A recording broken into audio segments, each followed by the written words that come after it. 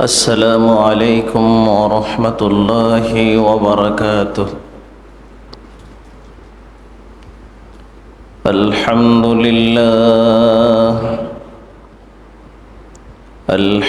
لله نحمده ونستعينه ونستغفره ونعوذ بالله من شرور أنفسنا.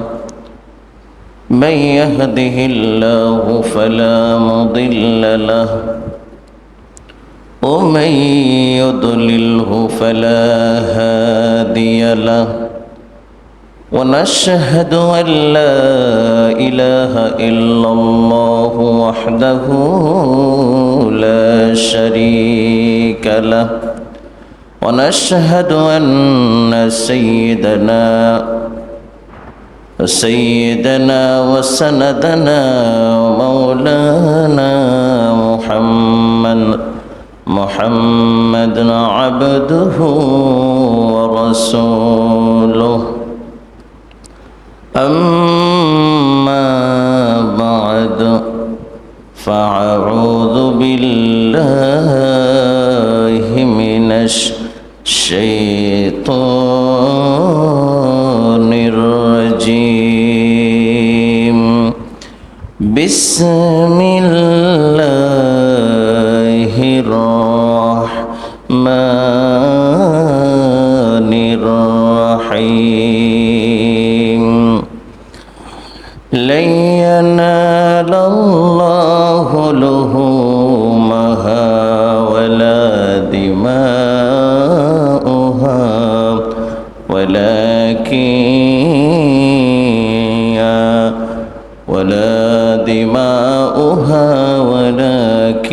يناله التقوى منكم.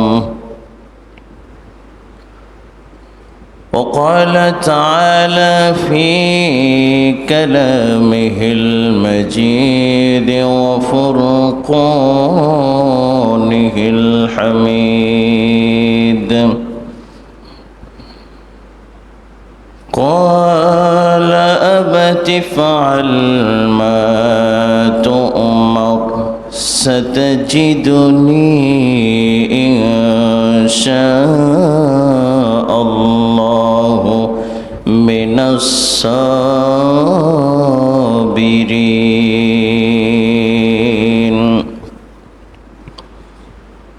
وقال النبي صلى الله عليه وسلم عن زيد بن أرقم رضي الله تعالى عنه قال: قال رسول الله صلى الله عليه وسلم: قال أصحابي يا رسول الله صلى الله عليه وسلم: ما هذه أضاحي يا رسول الله صلى الله عليه وسلم؟ قال: سنة أبيكم إبراهيم عليه الصلاة والسلام. قالوا: فما لنا فيها يا رسول الله صلى الله عليه وسلم؟ قال: بكل شعرة من الحسنة.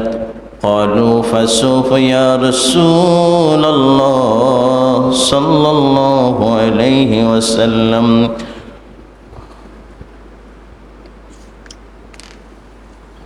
قال: بكل شعرة من الصوف حسنة. إن الله وملائكته يصلون على النبي يا أيها الذين آمنوا صلوا عليه وسلموا تسليما. اللهم صل على سيدنا مولانا محمد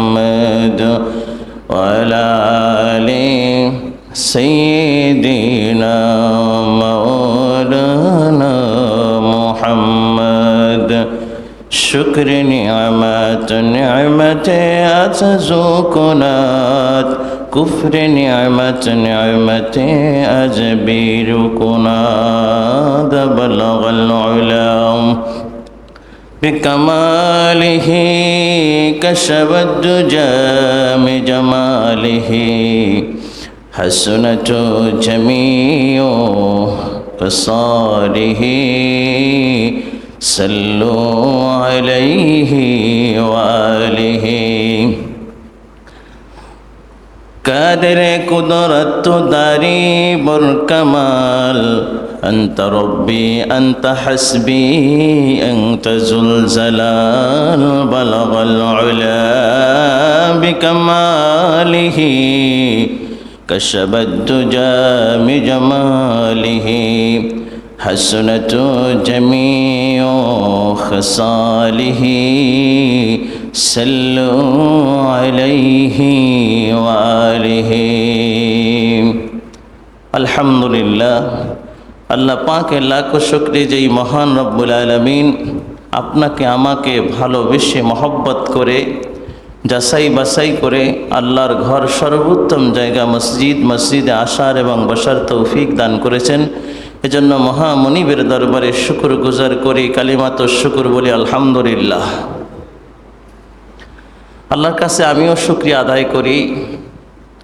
প্রচণ্ড গেল সপ্তাহের পরের থেকে প্রচণ্ড জ্বর, গলা ব্যথা, খুবই অসুস্থতা বোধ করছি। গেছে কালকে মনে মনে ভাবছি যে আজ জুমার নামাজ মনে হয় যে আমার পড়ানো হবে না, পড়তে যাইতে পারি কিনা মহান আল্লাহই ভালো জানে। আল্লাহ এমতো অবস্থায় সুস্থতার সহিত আমি আল্লাহর কাছে শুকরিয়া আদায় করি, সুস্থতার সহিত আমাকে যে আপনাদের মাঝে আবার ফিরিয়ে এনেছে এবং দু একটি কথা দিনের কথা বলার জন্য যে আমাকে মঞ্চে উপবিষ্ট করেছেন, এজন্য মহান মনিবের দরবারে শুকর গুজার করি আলহামদুলিল্লাহ। যতটুকু সুস্থ আছি সে থেকেই বলছি আলহামদুলিল্লাহ। সুস্থতা একটি বড় নেয়ামাত, সুস্থতা, শারীরিক সুস্থতা একটি বড় নেয়ামাত। এটি যদি যার থাকে সে কিন্তু বুঝে না, যা অসুস্থ হয় সেই বুঝে যে অসুস্থতাটা কী জিনিস। যার দাঁত নাই তা সে বুঝে যে দাঁতের মর্যাদাটা কত গুরুত্ব। যার মা নাই সে বুঝে মায়ের মর্যাদাটা কতটা গুরুত্ব। যার বাবা নাই সে বুঝে বাবার মর্যাদাটা কত গুরুত্ব। আল্লাহ মাঝে মাঝে এরকম মানুষদেরকে দেয়, কিন্তু মানুষরা বুঝে না। মুশকিল দেয়, হাসান দেয়, বিপদ দেয়, আপাত দেয়, রোগ দেয়, বালা মুসিবত দেয়। মনিব বারবার পরীক্ষা করে, পরীক্ষা করার পরে বান্দা ইমানি হালতে যদি উত্তীর্ণ হয় তার বিনিময়ে তাকে সব দান করে। বলুন না সুবহানাল্লাহ। তারে মাফ করে দেয়। আমি সেটাই চিন্তা করি যে আমি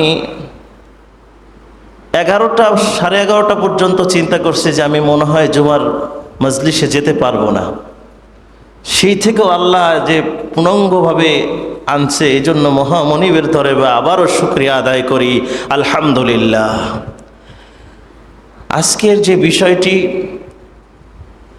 অত্যন্ত গুরুত্বপূর্ণ এবং ফজিলাতপূর্ণ একটি আলোচনা আমরা শুনব মনোযোগ সহকারে।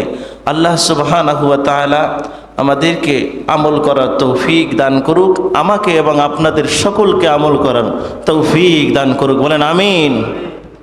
কিছু ইতিহাসের বাতায় যে আল্লাহ সুবহানাহু ওয়া তাআলা হযরত ইব্রাহিম আলাইহিস সালামের ইতিহাসে অনেক পরীক্ষার মধ্যে প্রত্যেক নবী রাসূলের পরীক্ষা নিয়েছে। তার মধ্যে অনেক ইতিহাস কোরআনের মধ্যে সুন্দর করে টপ স্থানে রেখেছেন। তার মধ্যে একটি স্থানে রেখেছেন যে কোরবানির ইতিহাস। হযরত ইব্রাহিম আলাইহিস সালামের 80 বছর বয়স যখন, তখন আল্লাহর কাছে দোয়া করতেছিলেন, রব্বি হাবিলি মিনাস সলিহিন। কি দোয়া করতেছিলেন? সবাই আমার সাথে সাথে পড়েন, রব্বি হাবিলি মিনাস সলিহিন।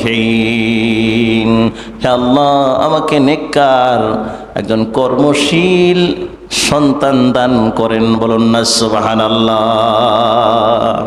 ভালো সন্তান দান করেন। আমরা আল্লাহর কাছে ভালো সন্তানের আশা করতে পারি কি না? যাদের সন্তান হয় না, যাদের ছেলে হয় না, মেয়ে হয় না, তারা নেককারিনী সন্তানের জন্য আল্লাহর কাছে দোয়া করতে পারি না, চাইতে পারি না? দেওয়ার মালিক কে? আল্লাহ। দেওয়ার মালিক কে? আল্লাহ। এই মহামনিবের কাছে আমরা খালেস নিয়ে যদি দোয়া করি এবং দোয়াটা যদি বেজাল মুক্ত হয়, আল্লাহ সঙ্গে সঙ্গে কবুল করেন। বলুন না সুবহানাল্লাহ। দোয়া করতেছিলেন হযরত ইব্রাহিম আলাইহিস সালাম যে আল্লাহ রব্বি হাবিলি মিনাস সালিহিন, আল্লাহ আমাকে নেককার সন্তান দান করেন। আমি যেই নেককার সন্তান আল্লাহ দান করলেন, ইতিহাস আগের জুমায় বলেছি, গেল জুমায় আল্লাহ দান করলেন, শুরু করে দিলেন ইব্রাহিম আলাইহিস সালামকে পরীক্ষা, এমন পরীক্ষা যে তোমার পুরা পরিবারটাকে তুমি ওই মরুভূমির মধ্যে রেখে আসো, দেখি তুমি আমারে ভালোবাসো না তোমার পরিবারকে ভালোবাসো। আল্লাহ তাআলা বললেন, কুল ইন্নাস সালাতি ওয়া নুসুকি ওয়া মামাতি লিল্লাহি রাব্বিল আলামিন। বলুন না সুবহানাল্লাহ। তোমার নামাজ, তোমার যাবতীয় ইবাদত বন্দিগি, তোমার জীবন মরণ যা কিছু সব কিছু আল্লাহর সন্তুষ্টির জন্য। তুমি যদি আমাকে ভালোবাসো ও নবী, তুমি যদি আমার বন্ধু হয়ে থাকো, তোমার গোটা পরিবারকে তুমি রেখে আসো দেখি। পরীক্ষা শুরু করে দিলেন। তার জীবনে ইব্রাহিম আলাইহিস সালাম আমাদের জাতির পিতা, তার যে কতগুলো পরীক্ষা হয়েছে তার মধ্যে এগুলো একটি পরীক্ষা খুব ইতিহাসের মধ্যে। রাখার পরে সেখানে রেখে আল্লাহর কাছে দোয়া করলেন, আল্লাহ সব কিছু আপনার সন্তুষ্টির জন্য রেখে গেলাম। সেখানে রাখার পরে সেই ভয়বদ্ধ ছেলেটা, বাবা যখন বিদেশে যায়, কোনো বাবা যদি বিদেশে যায় 5 বছর 10 বছর বিদেশ কাটে, সন্তান রেখে যায়, তখন তার প্রতি একটা মায়া কিন্তু মহব্বত বাড়তে থাকে। সেখানে বসে জল্পনা কল্পনা ভবিষ্যৎ অনেক কিছু করে কিনা। তো বাবার ভালোবাসা মহব্বতটা যখন বেশি, তখন আল্লাহ তখন আরেকটা পরীক্ষা শুরু করে দিলেন। ইতিহাসটা ছোট করে বলছি যে আরেকটা পরীক্ষা শুরু করে দিলেন, সেটা হলো কোরবানির পরীক্ষা। বলুন না সুবহানাল্লাহ। আল্লাহর নবীকে আল্লাহ রাব্বুল আলামিন দেখতেছেন তার সন্তানের প্রতি এত ভালোবাসা মহব্বত তৈরি হয়েছে, যেটা আয়াত আল্লাহ রাব্বুল আলামিন বলে এই সময় একটা পরীক্ষা নেওয়া দরকার। ইব্রাহিম আমার নবী না ছেলের প্রতি দুর্বল হয়ে গেল কিনা। তখন সেই দুর্বল জায়গায় একটা পরীক্ষা নিলেন আল্লাহ রাব্বুল আলামিন হযরত ইব্রাহিম আলাইহিস সালামকে একটা পরীক্ষা নেওয়ার জন্য। যখন তার বয়স 9 বছর, 9 বছরের সময় তখন পরীক্ষাটা শুরু হলো। তার বাড়িতে এসে রাত্রি যাপন করলেন, স্বপ্নে দেখাচ্ছে তোমার সন্তানকে তুমি এত বেশি মহব্বত করো, তাহলে তোমার প্রিয় বস্তুটাকে তুমি কোরবানি করো। তখন প্রিয় বস্তুর বলতে তার চিন্তা ভাবনা করে তার দেখলেন যে তার সম্পদ আল্লাহর রাস্তায় দান করে দিলেন। এভাবে করতে করতে দ্বিতীয়বার আবার স্বপ্নে দেখলেন যা তোমার প্রিয় বস্তু তুমি কোন কিতাবে আসে স্বপ্নে দেখান তোমার সন্তানকে জবে করে আল্লাহর রাস্তায় কোরবানি করে দাও। বলুন না সুবহানাল্লাহ। এরকম পরিস্থিতি যদি আমাদের হতো, চিন্তা করে দেখেন মনে মনে যে আমাদের সন্তানগুলোকে যদি কোরবানি করা লাগতো, কোরবানি কাকে বলে? দিনের রাস্তায় যে ছেলেটাকে মাদ্রাসায় ভর্তি করান, সেটাও একটি কোরবানি। বলুন না সুবহানাল্লাহ। উকিল, ডাক্তার, ব্যারিস্টার, আপনার ছেলের ব্রেন ভালো, আপনি চিন্তা করলে যে আমার ছেলেকে আমি উকিল বানাতে পারতাম, অনেক টাকা কামাই করতে পারতো, ডাক্তার বানালে অনেক টাকা কামাই করতে পারতো, আমার ছেলে ব্যারিস্টার হলে অনেক টাকা কামাই করতে পারতো, আমার ছেলে বিসিএস ক্যাডার হলে অনেক টাকা কামাই করতে পারতো, জেনারেল শিক্ষিত হলে, আমার ছেলে আরো অনেক পন্থা আছে, সেই পন্থায় অনেক পয়সা কামাই করতে পারতো। একটি ঘটনা বলি, পত্রিকার পাতা খুলে আমি দেখছি লেখছেন বাবা ও ছেলের মধ্যে একটি ঘটনা, যে লেখছেন পত্রিকার পাতায় লেখছেন যে এক সন্তান মাদ্রাস পাঠাচ্ছে ডাক্তারি শিক্ষা করার জন্য। সেই শিক্ষার জন্য সেখানে শিক্ষিত হওয়ার পরে একটা রোগ বাচ্চার ধরা পড়ছে, ছেলের, যে ডাক্তার ছেলের এমন রোগ ধরা পড়ছে যে ওই মাদ্রাসের যত ডাক্তার আছে সবাই পরীক্ষা নিরীক্ষা করে ফেল হয়ে গেছে, তার বাঁচবে মাত্র ক্যান্সার ধরা পড়ছে, যে বাঁচবে মাত্র কয়েকদিন, তার নিজ দেশে ফেরত পাঠানোর জন্য ও দেশের ডাক্তাররা সিদ্ধান্ত গ্রহণ করেছে।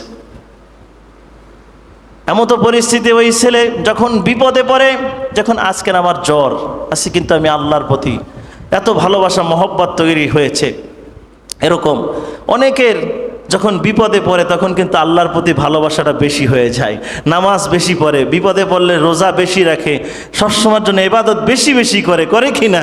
এটাও একটা আল্লাহর নেয়ামত। বলুন না সুবহানাল্লাহ। তো যখন বিপদে পড়লেন ডাক্তার সাহেব, সে মনে মনে চিন্তা করেন একটু নামাজ পড়ি, নামাজ পড়তে যেয়ে সূরা দোয়া দুরুদ কিছুই পাচ্ছে না, চোখের পানি ছেড়ে দিয়েছে। আমি আমার জীবনের 25 বছর 30 বছর শেষ করলাম ডাক্তারি পড়াশোনা করতে, যে তা আমি এইগুলো শিখতে পারি নাই। আজকের আমি যদি এই মুহূর্তে আমি মরে যাই, যেহেতু ডাক্তার লিখে দিয়েছে কয়েকদিন বাঁচবো, যদি মানুষ লেখা হয় যে আপনি কয়েকদিন বাঁচবেন, এমন পরিস্থিতি আপনাকে একটা দেওয়া হয় যে আপনি কালকে তো নেই, আপনার ভিতরে কেমন হার্টবিটটা থাকবে বলেন, কেমন একটা আরো দুর্বল হয়ে পড়বেন। এমন পরিস্থিতিতে চোখের পানি ছেড়ে দিয়ে বলছেন, আল্লাহ, আমার বাবা মা আমাকে টাকা কামাই করার জন্য, বড় ডাক্তার বানানোর জন্য, এই বিদেশের বাড়িতে শিক্ষা করার জন্য পাঠাইছে, আমাকে কোরআন শিখার জন্য কোনো মাদ্রাসায় দেয় নাই। দোষটা কোথায় হয়েছে? বাবা মায়ের দোষটা হয়েছে। এমন পরিস্থিতি সে অনুতপ্ত হয়ে সেজদাগুলো দিচ্ছে আর কান্না করতেছে। পরিস্থিতি যখন নামাজ কালাম শেষ করার পরে প্লেনে উঠছে, প্লেনে ওঠার পরে শুধু জল্পনা কমা আল্লাহর নিয়ে, এমন অবস্থায় যখন এয়ারপোর্ট নামলো তখন বাবার সঙ্গে প্রথম দেখা, বাবার সাথে খোলাখুলি করতেছে, চোখের পানি ছেড়ে দিয়ে বলতেছে, আব্বু, আমার তো ডাক্তার লিখেছে আমি কয়েকটা দিন বাঁচবো দুনিয়াতে, তো আমাকে বড় আপনি আশা করে ডাক্তার বানানোর জন্য বিদেশের বাড়িতে পাঠিয়েছেন, অনেক টাকা পয়সা খরচ করেছেন, আশা ছিল যে আমি ডাক্তার হয়ে কোটি কোটি টাকা কামাই করব, আর সেই টাকাগুলো আপনি ভোগ করবেন, কিংবা আপনার একটা এরকম আশা ছিল যে ভবিষ্যৎ ভালো হবে, কিন্তু আপনি বাবা আমাকে একটা জায়গা থেকে আমাকে সরিয়ে রেখেছেন, কোরআন শিক্ষা করা থেকে আমাকে সরিয়ে রেখেছেন। আজ ডাক্তার লিখে দিয়েছে আমি কয়েকদিন পরে দুনিয়ায় এই ব্লাড ক্যান্সারের কারণে আমি দুনিয়ার থেকে চলে যাব। আমি এখন আল্লাহর কাছে কি জবাবটা দিব? আমি আল্লাহর কাছে কি জবাবটা দিব যে আমি নামাজ পড়তে জানি না, দোয়া পড়তে জানি না, আমি কোনো সেজদার রুকুর সেজদা জানি না, কোনো সূরা জানি না, আমি এই জীবনটা 25টা বছর 30টা বছর লেখাপড়া করলাম, এর মধ্যে আমি কোনো ইবাদত আল্লাহর করি নাই, আমি কি যাইয়া জবাবটা দিব আল্লাহর মহান রব্বুল আলামিনের কাছে? আপনার যেটা বাবা, আপনার যেটা ইচ্ছা ছিল সেই ইচ্ছাটা ডাক্তার বানানো, সে ডাক্তারও আমি হয়েছি, কিন্তু আমার আসল যে আল্লাহর কাছে যে শিক্ষা, আমি যে দ্বীনে ইলম শিক্ষা করা, সেই শিক্ষাটা জ্ঞানটা আমি পাই নাই। না পাওয়ার কারণে আমি আল্লাহর কাছে এখন মৃত্যুত্ব অবস্থায় এখন আমি আল্লাহর কাছে কি জবাবটা দিব? সম্মানিত হাজিরিন, এই কথার দ্বারা আমি কি বোঝাতে চাচ্ছি? যে এখনো এই যে ইতিহাসগুলো শুনছি, নবী রাসূলরা যে কোরবানি করেছে, নবী রাসূলরা যে পরীক্ষা দিতে হয়েছে, পরীক্ষা দেওয়ার জন্য নিজেদের পড়াশোনা দরকার আছে কি না?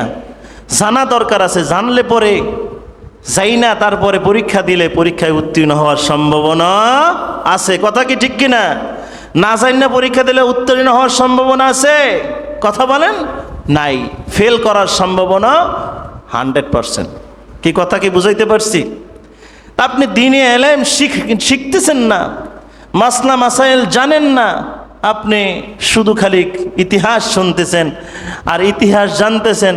একদিক দিয়ে শুনেন, কিছু মনে থাকে, কিছু মনে থাকে না, মিলাই জিলাইয়া বলেন যাইয়া একটু মনে আছে আর একটু মনে যায়। হুজুবে বাঙালি, অর্থাৎ বাংলাদেশে কিন্তু কথা ভুলে যাওয়ার পরে সেই কথাটাকে আবার নিজের থেকে নিজের মতো করে বানায়া চালাই দিতে অভ্যস্ত বেশি। কি কথা বুঝাইতে পারলাম? অমুক হুজুর বলছে এই কথাটা, অমুক হুজুর এই কথাটা বলছে, এইভাবে করে একটা বিশৃঙ্খলা সৃষ্টি হয়ে যায়। এজন্য আমরা প্রকৃত জ্ঞানে জ্ঞান নিতে হব এবং জ্ঞান শিখব। কারণ আসল মাকসুদ হলো, আমরা পরীক্ষা দিতে হলে, কথাটা সবাই মনোযোগ সহকারে, পরীক্ষা দিতে হলে আমার পড়াশোনা করতে হবে, আমার জানতে হবে, জানার পরে পরীক্ষা দেওয়ার জন্য প্রস্তুতি নিতে হবে। কি কথা ঠিক কিনা? তো এখন আমাদের জীবনের বয়স গড়াও যদি হিসাব করি 65 বছর। কত বছর? 65 বছর। 65 বছরের মধ্যে আমি আমার জীবনের 30 বছর 35 বছর নিজের যার যার জায়গায় হাত দিয়ে বলেন যে আমার 35 বছর শেষ, 25 বছর শেষ, এখন আমার কি করণীয়, বাকি জীবনে আমার করণীয় কি? তারপরে আপনি অনেক সময় 55 সময় অনেক রোগ ব্যাধি যে হারে দেখা দিচ্ছে, তাতে অনেক সময় মেধা শূন্যতা দেখা দেয়, ব্রেন স্টক হয়, তার মাথায় ঢুকে না, মনে থাকে না, স্মরণ শক্তি কমে যায়। এই পরিস্থিতিতে আপনার ইবাদত কোন সময় করা দরকার? এই ইয়াং বয়সে, যুবক বয়সে ইবাদত করলে আল্লাহর কাছে সবচাইতে বেশি প্রিয়। বলুন না সুবহানাল্লাহ। এজন্য আমরা এখন থেকে সব কিছুর মূলে হলো আমরা নিজেরা কিছু জানব। নামাজের সেই যে পত্রিকার কথাটি বললাম, এরকম অনেক অহরহর ঘটনা এই বাংলাদেশে ঘটছে না? ঘটছে কি না? আমাদের সন্তানগুলো কোথায় পাঠায়? উচ্চ শিক্ষার জন্য বাহিরে পাঠায় না? উচ্চ শিক্ষিত হয়ে আসার পরে আপনার মাকসুদ পূরণ করলো, কিন্তু আল্লাহর দ্বীন কি সে শিখলো? আল্লাহর দ্বীনের কোনো জ্ঞান কি সে পাইল? এজন্য দায়ী কে? বাবা মা। এজন্য জবাবদিহিতার আওতায় কে? বাবা মা এবং সে নিজে দুজন। এজন্য আল্লাহ তাআলা আমাদের সকলকে বেশি বেশি করে পড়াশোনা করে, বেশি বেশি করে ইলমে দ্বীন শিক্ষা করে কবরে যাওয়ার তৌফিক দান করুক। বলেন আমিন। এই ফিতনা ফাসাদের জামানায় অনেক বিপদ। আপনি দাঁড়াইয়া বুক ফুলাইয়া হাত দিয়ে বলতে পারেন যে আমি নামাজের পূর্ণাঙ্গ পুরা শুরু থেকে শেষ পর্যন্ত সব দোয়াগুলো আমি পারি? দুই একজন ব্যতীত মনে হয় পারে না। আমার মন বলছে পারতেছে না, আর এটা শেখার জন্য কোনো চেষ্টাও করতেছে না, এটা শেখার জন্য কোনোদিন হুজুরের কাছে আসেও নাই। এমন পরিস্থিতি আমাদের। আর এই পরিস্থিতিতে আল্লাহর কাছে দোয়া করলে, আমরা পরীক্ষা যদি আল্লাহ আমাদের নেয়, কেমনি উত্তীর্ণ হব? আমাদের আল্লাহ আমাদের সকলকে পরীক্ষার মধ্যে উত্তীর্ণ হওয়ার জন্য একমাত্র দ্বীন ইলম শিখে তারপরে পরীক্ষা দেওয়ার তৌফিক দান করুক। বলেন আমিন। আল্লাহ সুবহানাহু ওয়া তাআলা হযরত ইব্রাহিম আলাইহিস সালামের ঘটনা বলতেছিলেন। ইব্রাহিম আলাইহিস সালাম তার সন্তানকে এবার প্রস্তুতি গ্রহণ করলেন কোরবানি দেওয়ার জন্য। সন্তানকে যেমন বাবা তেমন সন্তান হয়েছে। পরিবেশের কারণেও কিছু সন্তান খারাপ হয়ে যায় কি না? পরিবেশের কারণেও কিছু সন্তান আমাদের সমাজে খারাপ হয়ে যায়। কিছু সন্তান খারাপ হয়ে যায়, খেয়াল করবেন। যে পরিবেশে গাঞ্জা, ইয়াবা, চিপার মধ্যে মদ এগুলো খাচ্ছে, ছোটবেলার থেকেই ছেড়ে দিচ্ছে, মা বাবারা বুঝতেছে না, সবার সাথে মিশতেছে, কালচার খারাপ হয়ে বলতে পারেন যে হুজুর মিশবে না, না মিশবে, ভালো ছেলেদের সাথে মিশবে, আদর্শ ছেলেদের সাথে মিশবে। এগুলো আপনাদের বাবা মার খেয়াল রাখা দরকার। একমাত্র সবচেয়ে প্রিয় বন্ধু যদি থাকে তার বাবা এবং মা হতে পারে সন্তানের জন্য। আপনি নামাজ পড়তে যান, সন্তানকে নিয়ে যান। আপনি কোনো কিছু ভালো একটা অনুষ্ঠানে যান, আপনি তারে নিয়ে যান। আপনি সবসময়ের জন্য তাকে ভালো গল্প শিখান, বলেন, তার সাথে শেয়ার করেন এবং তার সাথে আপনি খেলাধুলা করেন, ব্যাডমিন্টন খেলেন, এগুলো জায়েজ আছে, আপনি করেন। আপনার সন্তান আপনার কাছ থেকে অনেক কিছু শিখা পাওনা আছে, এগুলো শিখাবেন।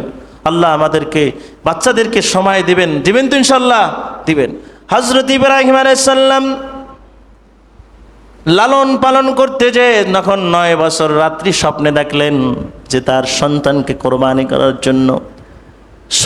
কোরবানি করার জন্য সকালবেলা উঠে গোসল করে সন্তানকে বিবি হাজেরাকে বললেন, তুমি আমার সন্তানকে গোসল করায় সুন্দর করে রেডি করায় দাও, আমি একটু তারে নিয়ে ঘুরতে যাব, দাওয়াত খেতে যাব। রেডি করানোর পরে, গোসল করানোর পরে যে আমার সন্তান কোনো সমাজের কোনো মানুষের সাথে যায় নাই, বেড়াতে যাওয়ার কোনো আত্মীয় স্বজনের সাথে বেড়াতে যাওয়ার সুযোগ হয় নাই, খুব আনন্দের সহিত সন্তান আনন্দিত হয়েছে,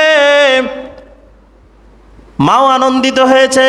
বাবার মনের মধ্যে শুধু আল্লাহর রাহে কেমনে কোরবানি করবে, কিভাবে সন্তানটি প্রিয় বস্তুকে কোরবানি করবে, তার মনের মধ্যে। পুরুষ মানুষ দেখবেন ঘরের মধ্যে কাজ করে, এগুলো মহিলাদের শোনানো দরকার এই ওয়াজ, যে পুরুষ মানুষ অনেক ধরনের ব্রেন্ড, একদিকে অফিসের চাপ থাকে, একদিকে বন্ধু বান্ধবের চাপ থাকে ব্রেন্ডের মধ্যে। যেহেতু ভিডিওগুলো হচ্ছে মহিলারা শুনবে আশা করি, যে একদিকে ব্রেন্ডের মধ্যে পুরুষের চাপ থাকে নানান ধরনের, তার মধ্যেও কিন্তু পরিবারকে হাসি না আসলেও একটু হাসির ছলে থাকে অনেক পুরুষ, খুশি রাখার জন্য। এটাও একটি ইবাদতের মধ্যে গণ্য হয়। বলুন না সুবহানাল্লাহ। বেজার মুখে থাকবেন না পরিবারের সাথে। এরপরে হযরত ইব্রাহিম আলাইহিস সালামকে হাসি খুশিভাবে হযরতে হাজেরা আলাইহিস সালাম রেডি করায় দিলেন। রেডি করানোর পরে অন্যদিকে হযরত ইব্রাহিম আলাইহিস সালাম একটি চামড়ার ব্যাগ, পুটলি, এটার মধ্যে কিছু রশি নিলেন, তারপরে কিছু কাপড় সুন্দর দেখে কাপড় আর কি, যেগুলো তেনা আমাদের যে বান্দার জন্য যে এগুলো কাপড়, গামছা, এরকম তাওয়াল, এরকম জিনিস নিয়েছে। এগুলো নিয়ে রেডি হলেন। রেডি হয়ে সামনে হযরতে ইসমাইল আলাইহিস সালামকে রেডি করায় দিলেন। রেডি করানোর পরে ইসমাইল আলাইহিস সালামকে নিয়ে রওনা দিলেন। শুধু পাহাড়ের টিলায় উঠবে এরকম পাহাড়ের দিকে পা হাঁটতেছে। এদিকে আমাদের জাতির দুশ্মন শয়তান বসে নাই, সে হযরত হাজেরা আলাইহিস সালামের কাছে যে মানুষ রূপে যায়, বুড়া বৃদ্ধ এরকম যায়, লাঠি দিয়ে দাঁড়ায়া বলতেছেন যে, হোগো হাজেরা, তুমি তোমার সন্তানকে যে এত উৎফুল্লর সহিত রেডি করাইয়া গোসল করাইয়া যে দিলা, তার ঘটনা কি তুমি জানো? এই যে হযরত ইব্রাহিম এতদিন পরে আসলো বাড়িতে, আসার পরে সন্তানকে নিয়ে যাচ্ছে, সে যাচ্ছে এই জন্য যে তারে কোরবানি করে ফেলবে, জব করে দিবে। মহিলা মানুষ শোনার পরে একটু চমকে গেছে, বলতেছে কি জন্য জব করবে, কি জন্য জবটা করবে? বলতেছেন যে শয়তানের মুখ থেকে বের হয়ে গেল যে জব করবে আল্লাহর সন্তুষ্টির জন্য। জোরে জোরে বলুন না সুবহানাল্লাহ। ওরে আল্লাহই বাইর করে দিচ্ছেন, সমস্ত ক্ষমতার মালিক কে? আল্লাহ। ওর কাছে মুখ চাইবা, কারণ সত্য কথা চাপাইয়া রাখা যায় না। সত্য কথা চাপাইয়া রাখা, কথা বলেন, চাপাইয়া রাখা যায় না। দেখবেন সত্য কথা কিন্তু মুখ থেকে পট করে বের হয়ে যাইবে। তো সত্য কথাটা বের হয়ে গেছে। হাজরা আলাইহিস সালাম খুশি হয়ে হাসি মুখে বলছেন যে আমার আল্লাহর সন্তুষ্টির জন্য যদি করে, আমি খুশি হলাম সুসংবাদ শুনে। আল্লাহ তাআলার সন্তুষ্টির জন্য যদি করে, আমি আলহামদুলিল্লাহ শুকর আদায় করলেন, বলেন আলহামদুলিল্লাহ। এরপরে সেখানে ভোগ পায় না শয়তান, শুরু করলেন এবার শিশু সন্তান হযরতে ইসমাইল আলাইহিস সালামকে ধোঁকা দেওয়া শুরু করলেন। তার কাছে যায় বলতেছেন, হাত দিয়ে ইশারা করতেছেন, তুমি বাবা একটু বড় জোরে হেঁটে হেঁটে সামনের দিকে আগায় গেছেন, সন্তান একটু পিছে পড়ে গেছেন, পাহাড় তো সে সন্তান। আর বাবার মনের মধ্যে টেনশন যে আল্লাহকে কিভাবে আল্লাহরে খুশি করা যায়, আল্লাহরে খুশি করার জন্য কোরবানি করবে, এইটা নিয়ে সে টেনশন, জল্পনা কল্পনা, সেই জন্য আগে আগে হাইটা যায়। অনেক সময় দেখবেন টেনশনে যদি থাকে, তখন বাচ্চা হাতে থাকলেও অনেক সময় ছুটে যায় না। মার্কেটে অনেকে মার্কেট করতে আসে, কারে খুশি করার জন্য কি করবে দিশে পিছা না পায়, বাচ্চা একদিক দিয়ে হারাইয়া যায় কি না? তো পরিস্থিতি এরকম একটু পিছনে পড়ে গেছে হজরত ইসমাইল আলাইহিস সালাম। এই পরিস্থিতিতে ইসমাইল আলাইহিস সালামকে শয়তান ইশারা করে বলতেছে, তুমি যাও কোথায়? বলতেছে, আমার আব্বুর সাথে, আব্বু দাওয়াতে নিয়ে যাচ্ছে। দাওয়াতে নিয়ে যাচ্ছে, তুমি দেখো ওই যে পোট্টির ভিতরে রশি আছে, ওই যে রশি দেখা যাচ্ছে, এই যে দেখো তার কাপড়, সাদা কাপড়, এই কাপড় দিয়ে তোমার হাত পা বেঁধা, রশি দিয়ে বাইন্দা, তারপরে ওই যে ছুরি দেখতেছো, ছুরি দিয়ে জব করবে। ছেলেও বলতেছে, কি জন্য জব করবে? আমার আব্বু কি জন্য জব করবে? বলতেছে, আল্লাহর সন্তুষ্টের জন্য। বলে আলহামদুলিল্লাহ, বলেন না আলহামদুলিল্লাহ। এখন ও ডাক দিয়ে আব্বুকে বলতেছে, হযরত ইব্রাহিম আলাইহিস সালামকে বলতেছেন যে, আব্বু আমাকে এরকম এক লোক বলতেছে আপনি নাকি আমাকে জব করবেন। যা আব্বু, তুমি এখানে 7টা কঙ্কর উঠাইয়া 7টা পাথর নিক্ষেপ করো ওই দুশমনের দিকে। বলুন না সুবহানাল্লাহ। এটা সুন্নতি ইব্রাহিম আলাইহিস সালাতু ওয়াস সালাম। বলুন না সুবহানাল্লাহ। আজ পর্যন্ত শয়তানের জন্য যারা হাজিরা হজ করতে যায়, সবাই 7টা পাথর নিক্ষেপ করে না? করে। এটা সুন্নতি ইব্রাহিম আলাইহিস সালাতু ওয়াস সালাম। আর শয়তানেরা যখন পাথর মারে, আমাদের দেশে যারা শয়তানি করে, ওই শয়তানরা যখন শয়তানের পাথর মারে, কয়, হায় রে ভাই, তুই যে আমার জাত ভাই, তুই আমারে কেমনে তুই পাথর মারো? বুঝেন নাই? আমাদের দেশেও কিছু শয়তান আছে, এই শয়তানরা হজ করতে যায়, তখন ওই শয়তানের বলে, আরে হাসে আর কয়, ভাই তুই যে শয়তানি করো আমার চাইতেও বেশি, তুই যে আমারে পাথর মারতেছ, আমার দুঃখ লাগতেছে যে তুই আমার কেন লেগে পাথর মারতেছ। কথাটা হাসবেন না, কিন্তু খুব কষ্টদায়ক। এজন্য বলছি, কোরবানি নিয়ে কত জল্পনা কল্পনা। পশু কোরবানি দিলে মাকে কোরবানি দেওয়া হয়, বাবাকে কোরবানি দেওয়া হয়। জীবন্ত হত্যা করা, পশু হত্যা করা জায়েজ নাই, ঠিক না, এই সেই বিভিন্ন ধরনের কথা কয়। আর এরা যখন কাবার গৃহে যায়, যখন শয়তানকে পাথর নিক্ষেপ করে, তখন শয়তান হাসে না? তাদের দৃশ্য দেখে হাসে না? এরকম অনেক ধরনের ইসলামের ইতিহাস তারা বিকৃত করার জন্য, ইসলামের ইতিহাসকে দুর্বার করার জন্য সমাজে এই রমজান মাসে, এই গেল রমজান মাসে ঢাকা বিশ্ববিদ্যালয়ের মতো জায়গায় রঙের উৎসব হয়েছে। আর মুসলমানের সন্তানরা রঙের উৎসবে উৎসাহিত হয়েছে। সেখানে রোজা রেখে উৎসব, কয়েকটা রোজাটা না থাকলে খুব ভালো হতো। বলেন না নাউজুবিল্লাহ। চিন্তা করছেন? তো এরকম এরা যখন হজ করতে যাবে, তখন কি পাথর মারবে যখন শয়তানের গায়ে, শয়তান বলবে না যে, ভাই তুই আমার চাইতেও বড় শয়তান, তুই আমারই পাথর মারতিস? সে হাসবে না? এজন্য আল্লাহ তাআলা শয়তানি মনের থেকে দূর হোক, বলেন আমিন।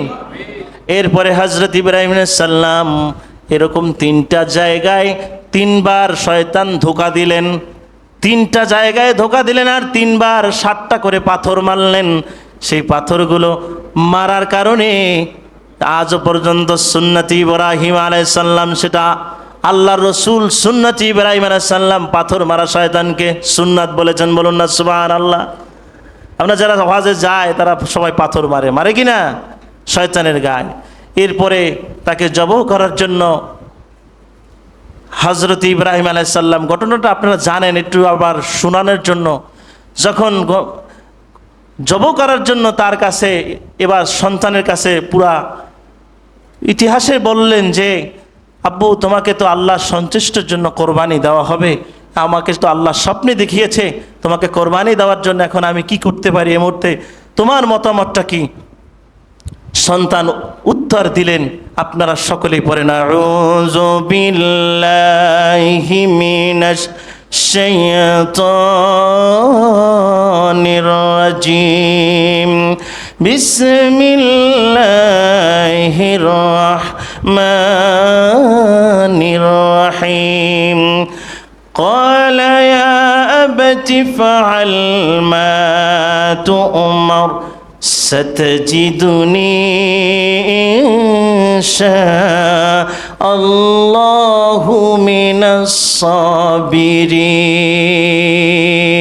জোরে জোরে বলুন না সুবহানাল্লাহ সাতাজিদুনি ইনশাআল্লাহু মিনাস সাবিরিন সবুরকারীদের মধ্যে ধৈর্যশীলের কাতারে আল্লাহ আমাকে রাখবেন আমি থাকব বলুন না সুবহানাল্লাহ হযরত ইসমাঈল আলাইহিস সালাম বাবাকে বলছেন যে হ্যাঁ বাবা আপনার এই যে স্বপ্নে আল্লাহ দেখাইছেন এই স্বপ্ন আপনি পূরণ করেন আমি ধৈর্যশীলদের কাতারে আমি থাকব ধৈর্যশীলদের কাতারে আমি থাকব বলুন না সুবহানাল্লাহ এরপরে সন্তানকে যখন জবে করার জন্য ছুরি বারবার চালাইতেছে তারে শোয়ানোর পরে বলতেছেন আব্বু আমাকে চক্ষুগুলো বেঁধে নিয়ে আর আমার হাতগুলো পিছন থেকে বেঁধে নিয়েন পাগুলো বেঁধে নিয়েন হাতটা পিছনের দিকে নিয়ে বেঁধে নিয়েন আমাকে উবুত করে শোয়া জব করে এইভাবে করে হযরত ইব্রাহিম আলাইহিস সালাম যখন ছুরিটা ধার করে যখন তাকে বিসমিল্লাহি আল্লাহু আকবার ইন্নী ওয়াজ্জাহতু ওয়াজহিয়া লিল্লাযী ফাতারাস সামাওয়াতি ওয়াল আরদা হানিফান ওয়া মা আনা মিনাল মুশরিকিন ইন্নাস সালাতি ওয়া নুসুকি ওয়া মাহইয়ায়া ওয়া মামাতি লিল্লাহি রাব্বিল আলামিন লা শারীকা লাহু ওয়া বিযালিকা উমিরতু আনা আউয়ালুল মুসলিমিন বিসমিল্লাহি আল্লাহু আকবার যখন ছুরি চালানোর সঙ্গে সঙ্গে তার ছুরিতে আর একটা পশম পর্যন্ত কাটতেছে না এমনও পরিস্থিতি ইব্রাহিম আলাইহিস সালাম বলতেছেন মনে হয় ছুরিতে ধার নাই আবার সে ধার দেওয়া শুরু করলেন আবার যখন শুরু করলেন তখন বলতেছেন দ্বিতীয়বারে তার সন্তান বলতেছেন আব্বু আপনার মনে হয় মায়া হচ্ছে আমার জন্য এই মায়ার কারণে আপনি আমাকে জব করে ছুরি ভালো করে চালাইতেছেন না এই জন্য কাটতেছে না কতটা ধৈর্যশীল সন্তান এরপরে বলতেছেন আব্বু আপনি আপনার নিজের চক্ষুটা বেঁধে নেন আপনার চক্ষু দিয়ে আমার দিকে তাকাইলে হয়তো বা মায়া হয় মহব্বত হয় এই জন্য আপনি কোরবানি করতে পারতেছেন না আর এই কোরবানি না করলে আল্লাহর সন্তুষ্ট আমরা হাসিল করতে পারবো না তখন তার বাবার চক্ষুটা বেঁধে নেওয়ার পরে যখন তৃতীয়বারে যখন বিসমিল্লাহি আল্লাহু আকবার বলতেছেন আল্লাহ আমার কোরবানিকে কবুল করো বিসমিল্লাহি আল্লাহু আকবার বলার সঙ্গে সঙ্গে তার সন্তানকে জিবরাইল আলাইহিস সালাম এসে সরাইয়া দিয়া জান্নাত থেকে দুম্বা এসে শোয়াইয়া দিয়ে তারপরে সেখানে বললেন এখন ইব্রাহিম তুমি বিসমিল্লাহি আল্লাহু আকবার এর আগে একটি ঘটনা ঘটে গেছে ছুরি যখন ধার নাই বারবার যখন টেস্ট করতেছে দুবারের বার তখন ছুরিটা রাগ করে একটা ফেলে দিয়েছে ছুরিটা ফেলে দেওয়ার পরে ছুরিটা পাথরের সাথে লেগে দুই টুকরা হয়ে গেছে ঘটনাক্ষেত্রে পাথরের জবান থেকে আওয়াজ আসছে যে ইব্রাহিম এই ছুরির এত ধার তুমি তো আমার পশমের উপরে চালায় দেখো তো পশমগুলো ছিঁড়ে যায় এত ধার পাথর দুই টুকরা হয়ে গেছে আমি এটা শুধু আল্লাহর হুকুমের অর্ডার আল্লাহ যখন অর্ডার করবে তখন কাটতে শুরু করবে বলুন না সুবহানাল্লাহ তো তখন দুম্বাকে কোরবানি হয়ে গেল তখন চক্ষু যখন খুলে তখন দেখে আফসোস করতে যায় হায় হায় দুম্বা কোরবানি আমার সন্তান কোরবানি হয় না জিবরাইল আলাইহিস সালাম বলতেছেন ইব্রাহিম আলাইহিস সালাম আপনার মনের যে তাকওয়া এটা আল্লাহ দেখেছেন এটাই আপনি উত্তীর্ণ হয়েছেন আপনার কোরবানি কবুল হয়েছে বলুন না সুবহানাল্লাহ এই হলো আমাদের শিক্ষণীয় আমাদের গরু কেনার এই ঘটনার দ্বারা আমাদের তাকওয়া মেইন আল্লাহ রাব্বুল আলামিন লা ইয়ানাল্লাহু লুহুমাহা ওয়ালা দিমাউহা ওয়ালাকিন ইয়ানালুহুত তাকওয়া মিনকুম আল্লাহ তাআলার কাছে গোস্ত রক্ত মাংস কিছুই যায় না আল্লাহর কাছে মনের তাকওয়া মনের আল্লাহরে যে ভালোবাসেন এই ভালোবাসাটা যায় বলুন না সুবহানাল্লাহ আপনি গরু কিনছেন বড় গরু কিনছেন, ছোট গরু কিনছেন, কিংবা আপনি শোডাউন করাচ্ছেন গরু কিনে কিনে রাস্তায়। অনেকে কিন্তু অনেক বড় লোকরা আছে বড় গরু কিনে, মাইন্ড করেন না, অনেক ওখানে কোটিপতিরা আছেন, বিভিন্ন শিল্পপতিরা আছেন, মনে কিছু করবেন না কথাগুলো। শোডাউন যে করায় মানুষের দেখানোর জন্য, এটা কিন্তু জায়েজ নাই, এটা কিন্তু ঠিক না। আপনি মনের তাকওয়া আপনি গোপন রাখবেন। আপনি কি করতেছেন সে জল্পনা করবেন না, মহান মালিক দেখতেছেন, বলুন না সুবহানাল্লাহ।